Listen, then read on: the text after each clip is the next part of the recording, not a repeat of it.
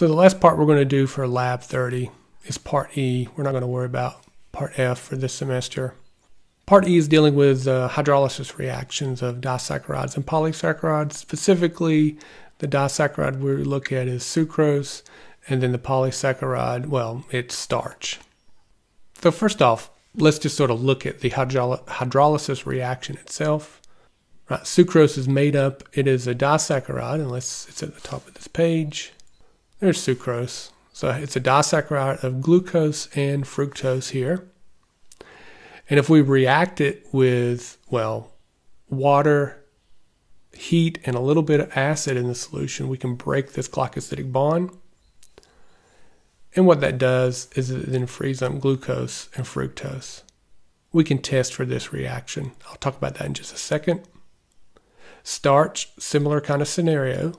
Right? Starch is the helical structures here, made up of a bunch of glucose molecules.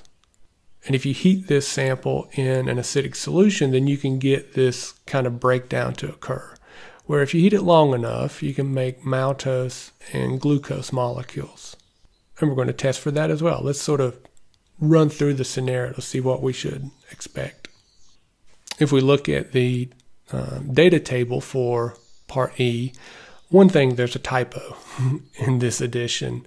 That's correct, that's correct, that's correct, this is not. This should be starch. So what we just talked about a second ago is that, right, when sucrose or starch is heated up with an acid, then we should see hydrolysis occurring in these two columns. What are the observations going to be between hydrolysis or no hydrolysis in the context of the iodine and the Benedict's test? Well, let's talk about that. So first off, let's just look at sucrose. Let's say hydrolysis has occurred. We have an acid, we have our heat. We get glucose and fructose. Now we're doing a test with iodine test and then Benedict's test. Well, one thing to note is that with the iodine test, this is a disaccharide, this is a monosaccharide. They actually react the same way with the iodine test, so this see no change. So the iodine test really isn't useful, okay, for this reaction. But with the Benedict's test, right, remember what it's looking for. It's looking for mutarotation. Now, all of our monosaccharides undergo mutarotation, so they are reducing sugars. So that means that they're going to form a red color. That's what we should anticipate here. Whereas starch, right, starch is it is a non-reducing sugar. And so we should anticipate that this should stay blue if it doesn't hydrolyze. Because remember what we're doing. Let's just go back to the report sheet for a second. Remember what we're doing here. We're looking at starch in water and starch in the acid.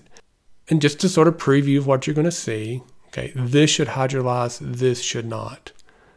And so that means we should get differences in the test right here based on the chemistry of sucrose with respect to Benedict's versus its monosaccharide products.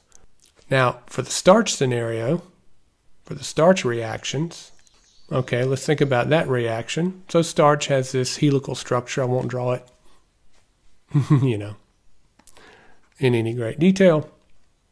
And let's say complete hydrolysis has occurred. Again, acid, heat. If complete hydrolysis occurs, we get glucose, and I'm going to go ahead and add maltose. Because basically these two are going to react the same way in the context of, well, both the iodine tests and the Benedict's. Now, especially the iodine tests, right? This is the one that forms that, right? That's very specific for these starch molecules or these helical polysaccharide molecules. If it's there, we get that blue-black color. If it's not there, then it looks like iodine, which is, for this solution, it's a yellow color. Maybe you could call it brown, depending on the concentration. And then for the Benedict's test, well, what we saw in Part A is that starch is a non-reducing sugar. So Benedict stays blue under those conditions. If it hydrolyzes, then you should see a red color because you freed up glucose. And as it turns out, maltose is also reducing sugar.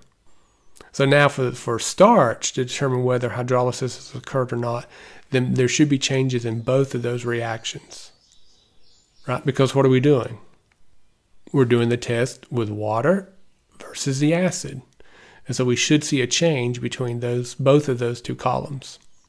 And then based on the observations, then we can determine whether hydrolysis has occurred or not. And now, let's watch the video.